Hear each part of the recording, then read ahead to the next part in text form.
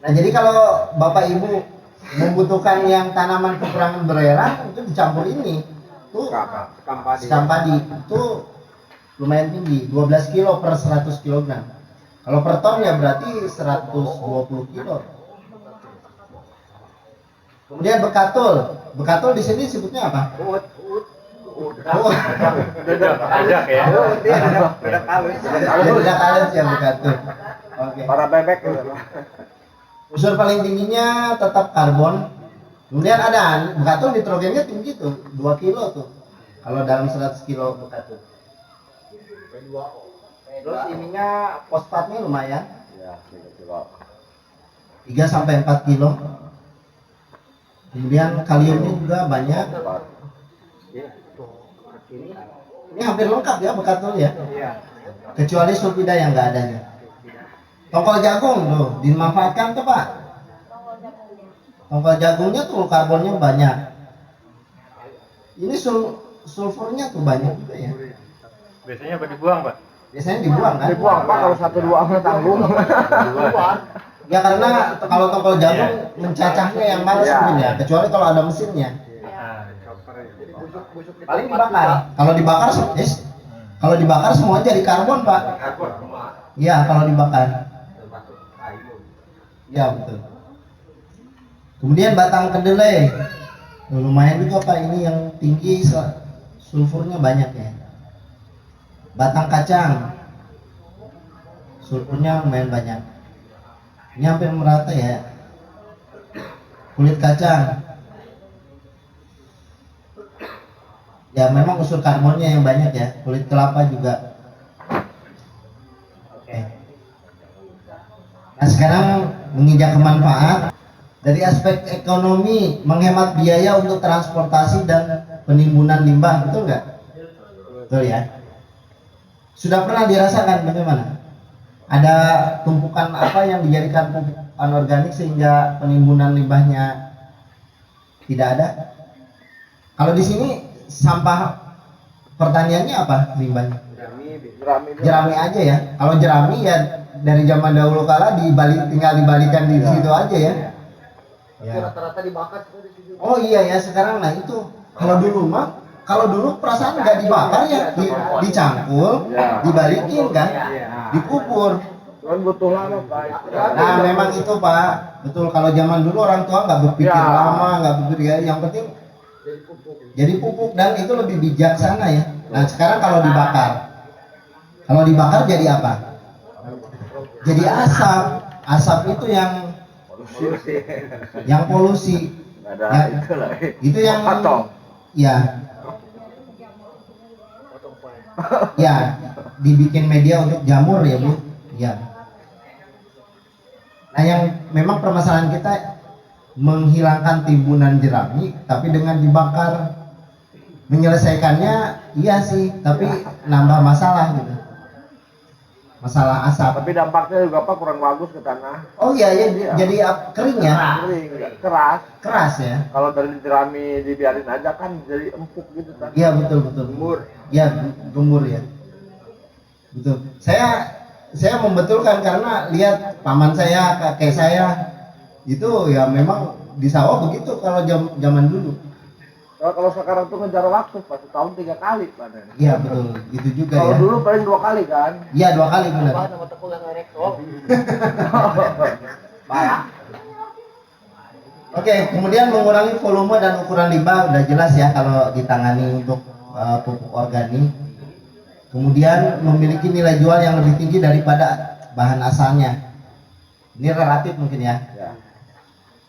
Kemudian bahan baku melimpah, murah, cenderung dibuang. Ya kalau banyak ya, tapi kalau mengadakan sendiri untuk membuat, ya memang itu jadi mahal jatuhnya ya.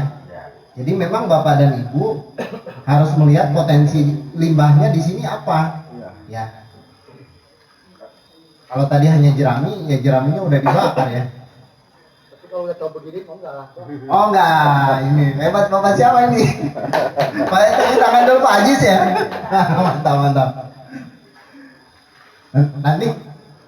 Nanti Pak Ajis yang ngontrol ini di sini ya.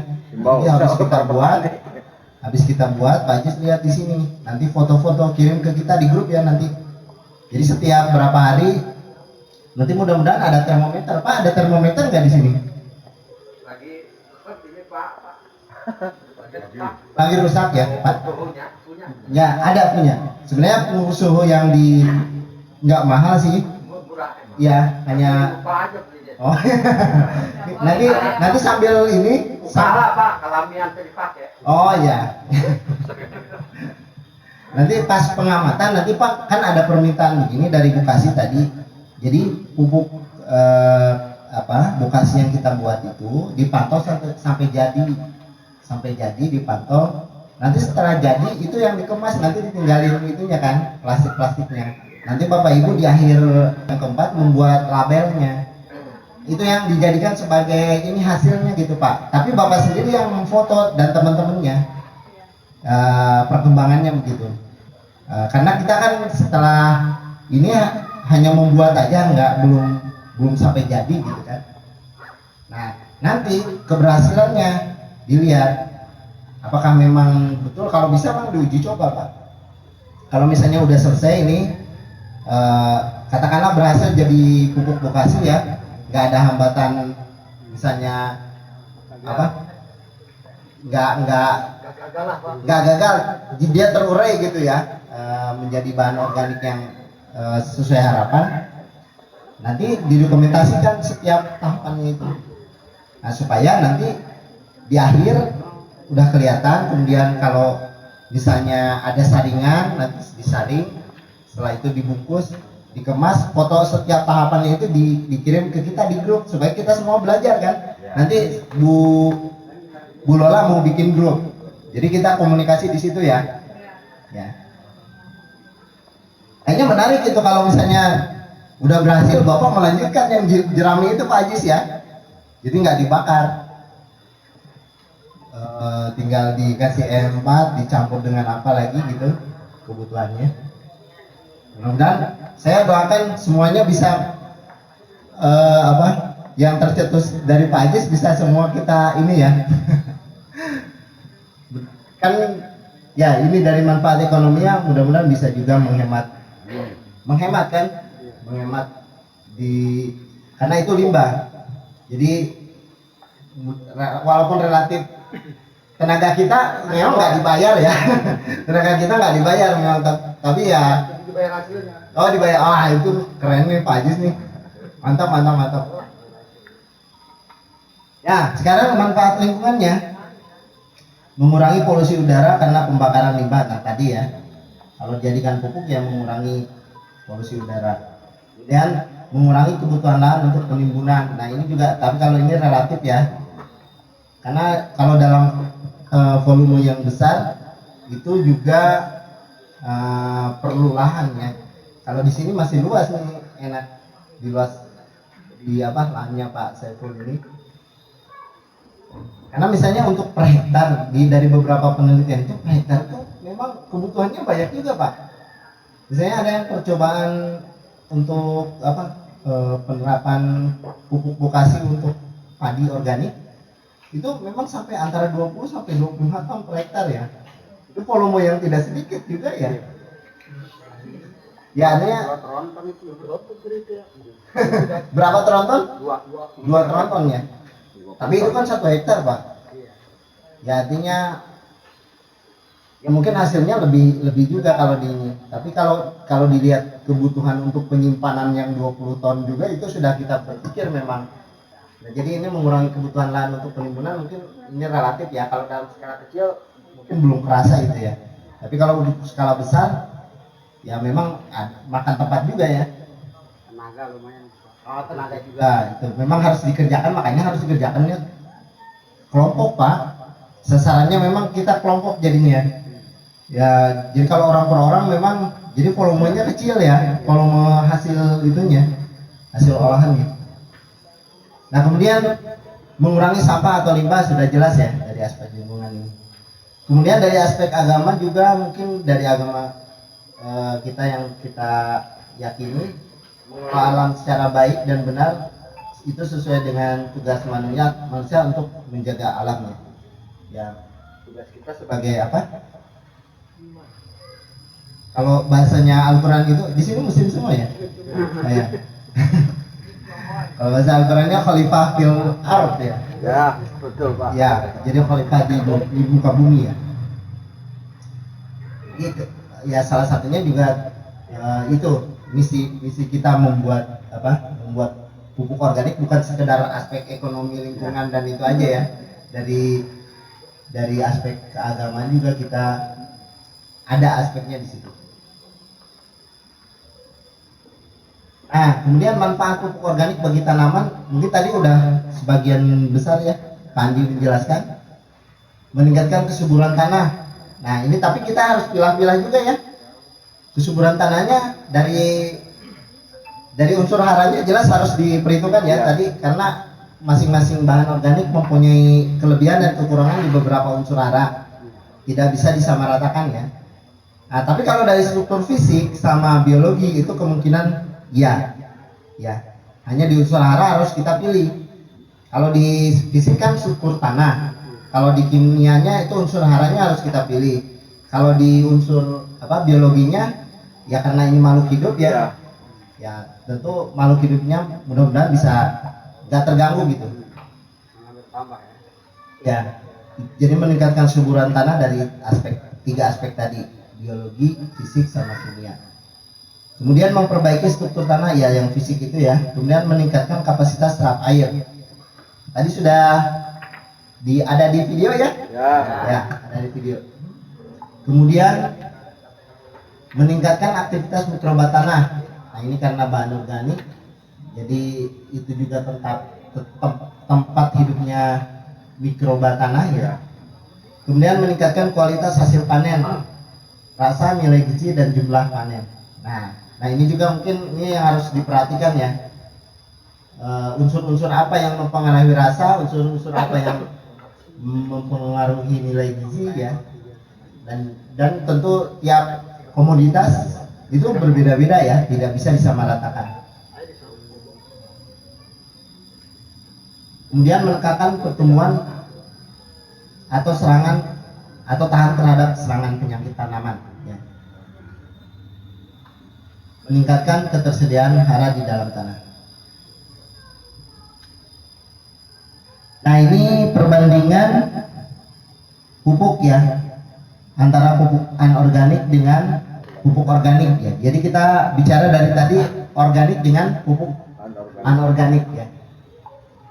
Kalau dari segi fungsi pupuk anorganik itu sumber hara makro atau mikro ya. Kalau ini kan sudah jelas karena dibuat ya Pak ya. Iya betul. Ya. Dan dibuat juga tidak dalam skala kecil kan, secara pabrik ya. Jadi tentu sumber haranya sudah bisa ditentukan yang makro sama mikronya. Menyediakan hara dalam bentuk anorganik sesuai dengan jenis pupuknya ya. Jadi sudah bisa dilabel.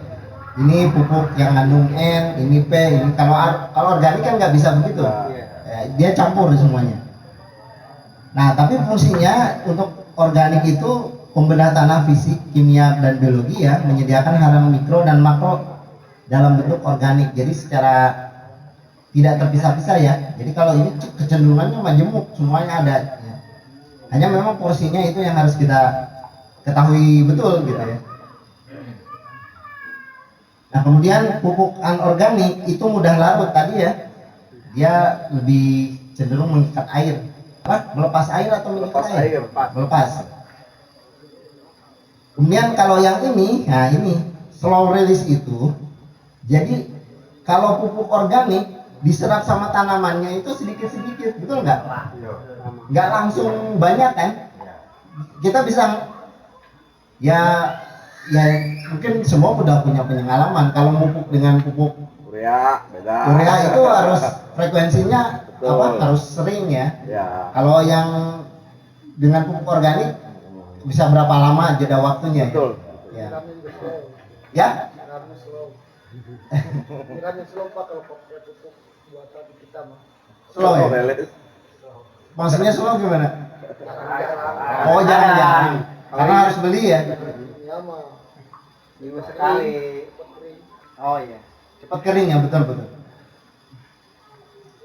Kemudian kadar hara tinggi kalau pupuk anorganik ya, betul memang. Tapi kalau kadar hara di pupuk organik itu rendah tetapi lebih lengkap. Kemudian tidak mengandung asam organik untuk anorganik ini. Dan tidak mengandung ZPT ya. Karena dia tertentu, kecuali kalau dia memang khusus ZPT. ZPT zat perangsang tubuh ya. Kecuali dihususkan untuk itu. Kalau yang NPK dan urea yang begitu kan nggak ada zat perangsang tubuhnya ya. Dia hanya pemenuhan kebutuhannya aja. Kalau yang organik itu mengandung asam-asam organik, enzim dan zat perangsang tubuh. Kemudian untuk kualitas anorganik memang kualitasnya itu stabil ya. Ya. Terukur.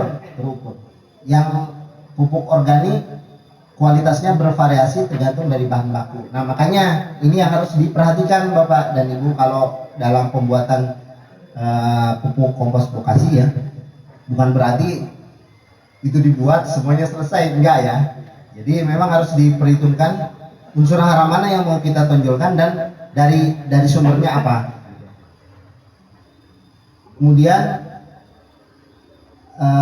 tidak mengandung mikroba, bahkan mengganggu organisme tanah. Ini maksudnya kalau yang anorganik itu ya memang tidak ada mikrobanya, semuanya cuma zat hara ya. Ini dalam beberapa hal dia menjadi pengganggu bagi mikroba tanah. Mengandung mikroba berperan sebagai antibakteri, anti jamur dan antibiotik. Nah sekarang jadi bisa ditimbang-timbang ya. Ininya apa? Keuntungan manfaat dari anorganik dan organik. Bisa dilihat ya. Kira-kira yang paling membedakan apa kalau di sini? Dengan ini.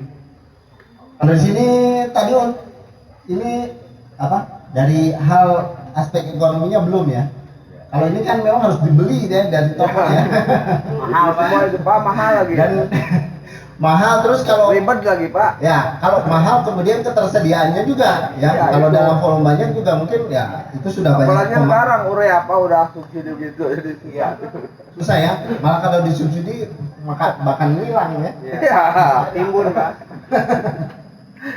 Nah, di situ mungkin Bapak dan Ibu sudah bisa merasakan ya manfaat dari pupuk organik dan anorganik dan bisa menimbang-nimbang gimana sebenarnya kita unggulnya pupuk organik itu ya. Jadi bukan berarti kita buat itu semua selesai gitu ya, enggak. Tapi gimana keunggulannya itu yang kita buat. Tapi kalau misalnya limbahnya banyak, itu memang sangat bermanfaat ya. Kalau limbah, terutama limbah pertanian, udah pakai pupuk organik nih, tanaman saya menguningnya. Berarti kan kita nggak mempertimbangkan sebenarnya sumber pupuk organiknya apa dan kebutuhan untuk tanamannya apa. Tidak semua tanaman disamaratakan ya. Makanya itu juga perlu juga nanti kalau bapak-bapak bertanya ke bapak ibu penyuluh atau bapak ibu PKSM yang ada di sini, nanti kalau ini kira-kira tanaman apa yang harus dengan pupuk organik, kebutuhannya yang ditonjolkan apa gitu. Nanti mungkin bisa memberikan pencerahan. Nah terkait dengan perkembangan teknologi ini memang misalnya dengan penggunaan pupuk anorganik yang tinggi ya lahan juga banyak yang menjadi kritis ya, karena hanya unsur haranya sendiri yang diperhatikan, sedangkan fisik dan biologinya nggak diperhatikan. Kemudian biaya produksi juga tinggi karena memang menggunakan pupuk yang mahal gitu ya. Kemudian pencemaran lingkungan ini juga masalah. Penggunaan pestisida, penggunaan pupuk kimia ya. Kemudian, nah ini Pak, hama dan penyakit mungkin timbulnya tidak secara langsung ya. Ada istilahnya itu kalau di dalam ilmu biologi itu, kalau ada unsur yang berlebih di alam, kemudian dimanfaatkan oleh makhluk hidup tertentu, dia akan mendominasi Pak. Misalnya, Bapak mungkin mengamati kenapa banyak ular banyak ulat. Berarti kan ada situasi, ada satu kondisi di mana pertumbuhan ulat itu Dongkrak. cocok gitu di suatu waktu itu, atau belalang semua gitu, Burit. atau tikus. Kalau tikus apa Pak? Iya. Karena banyak makanan mungkin. Iya mungkin. Iya, padi makanannya. Padi makanannya. Yaitu hama dan penyakit mungkin juga tak terkendali karena memang ya penggunaan pupuk kimia kan hanya menyasar tertentu aja gitu, nggak memperhatikan keseimbangan. Nah yang paling ini juga ada pergeseran selera konsumen yang seperti saya katakan sebelumnya, bahwa dengan perkembangan teknologi yang ada itu memang saat ini ada yang disebutnya ultra high processing food ya, disebutnya itu jadi seperti sosis itu. Sosis itu makanan enak ya Pak ya, buat anak-anak kan juga suka, tapi itu tuh udah banyak sekali prosesnya gitu, udah nggak kelihatan bentuk dagingnya gitu. Betul nggak? Ya benar-benar kalau istilah orang-orang sekarang itu real food itu benar-benar memang asli ya. Kalau kita kan makan ayam memang ayam dan ayam gitu, bukan sosis. Kalau sosis itu nggak tahu juga ayamnya berapa, tepungnya berapa, MSG-nya berapa gitu ya. Ya terus, nah ini ada dorongan memang kita untuk kembali ke alam menggunakan bahan-bahan organik, dan ini peluang bagi bapak ibu ya, mengembangkan salah satunya dengan pembuatan pupuk bukasi supaya bisa menghasilkan pertanian organik ya. Nah ini kaitannya dengan jaring-jaring makanan di tanah ya, ini mungkin tadi sudah sebagian dijelaskan. Jadi kalau di dalam tanah itu ada tumbuhan dan bahan organik ya, di dalamnya ini ada, ini kan jejaring makanan, jadi ada tingkatan-tingkatannya. Misalnya kalau di hutan itu yang paling banyak pemakan daun gitu ya. Oh iya. Pemakan daun, yang pemakan daun nanti dimakan sama pemakan hewan. Nanti yang ujungnya itu, nah itu tropik level itu jadi tingkatan apa? Ekosistem gitu. Tingkatan makan saling memakan gitu. Ya. Misalnya ini cacing nematoda ya, kemudian fungi mycorrhiza, kemudian bakteri itu dimakan sama ini arthropod nematoda yang agak besar, kemudian dimakan juga sama protozoa. Protozoa sama bakteri ini nggak kelihatan, nggak kasat mata ya, tapi yang posisi jejaring di dalam jaring makanan ini kan level 1 tanaman dan bahan organik, level 2 cacing kecil ini yang makan akar ini, kemudian ada jamur, ada bakteri. Nanti ini dimakan juga sama arthropoda, itu hewan berbuku ya, tapi yang di dalam Kecoa. bisa bukan kecoa sih, hewan berbuku tuh ada ulat tanah tuh nggak, yang kuuk itu ya, kemudian ini dimakan juga sama predator dari arthropod yang lebih besar. Yang paling tingginya ini hewan-hewan yang warai tanah Pak. Ya bebek. Ya bebek. Ya. Nah ini jaring-jaring makanan di dalam tanah. Nah ini kalau misalnya kita menggunakan pupuk anorganik, ini tuh bisa tidak berkembang Pak. Ya artinya ini tuh banyak yang mati, banyak yang bisa kerja itu semua Pak ya. Ya banyak yang terputus.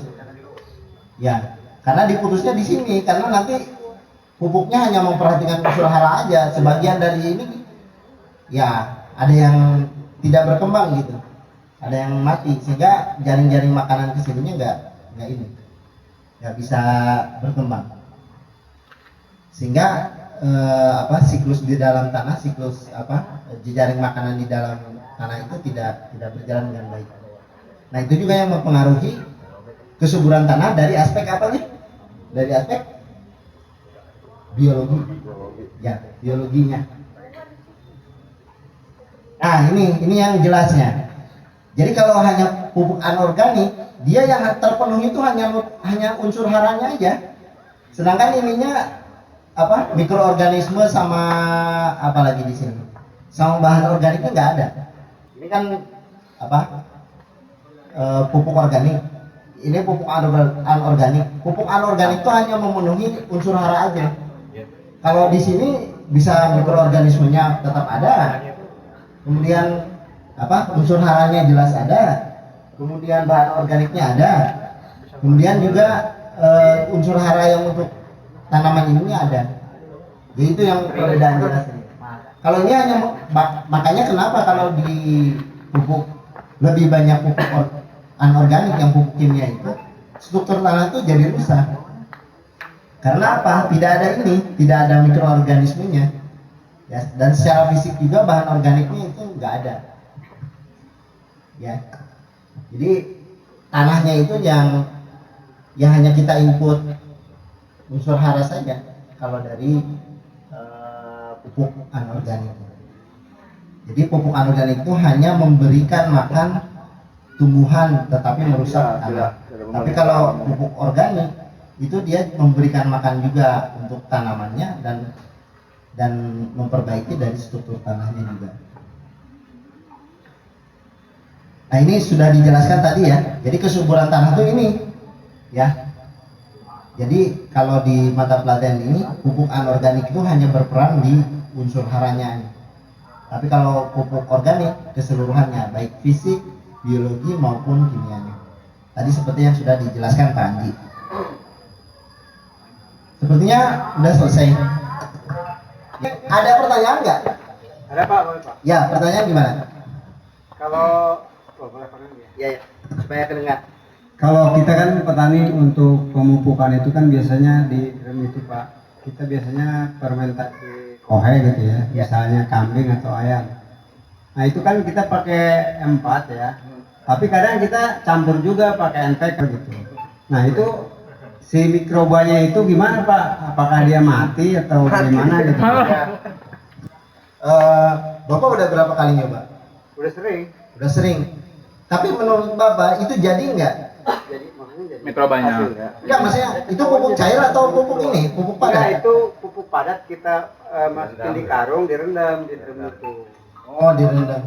Pakai M4 gitu. Misalnya 1 gelas aqua atau 5 gram fermentasi. Nah, nanti gini, kebetulan besok ada di MP5 itu. MP5 itu Pak Andi yang jelaskan.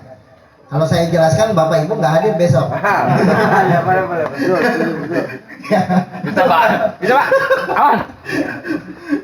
Jadi supaya hadir besok ya, itu pertanyaan Pak ini dijawabannya besok. Ya.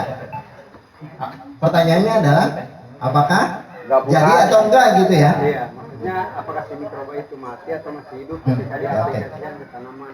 Ya. Oke. Itu disimpan sampai besok ya. Ada lagi? Cukup. Oke. Besok aja usulnya. Oh ya. Ya.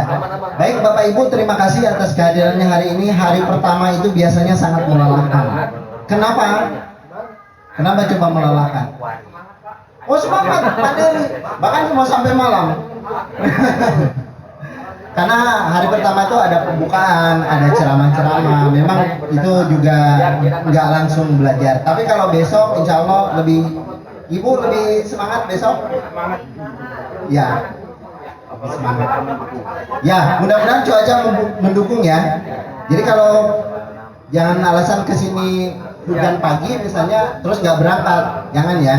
Tetap berangkat pakai mantel ya. Pandi ada masih? Oh besok aja. Oke. Terima kasih Bapak dan Ibu. Dari panitia Mbak Lola ada pengumuman? Aku enggak? Oh enggak ada. Oke. Ya baik. Ya jam 8. Ya. Baik. Terima kasih Bapak dan Ibu. Kita berdoa dulu sebelum kita bubar. Alhamdulillah kita sudah menyelesaikan pelajaran hari ini. Kita berdoa sebelum pulang, berdoa dimulai. Berdoa selesai. Terima kasih. Assalamualaikum warahmatullahi wabarakatuh.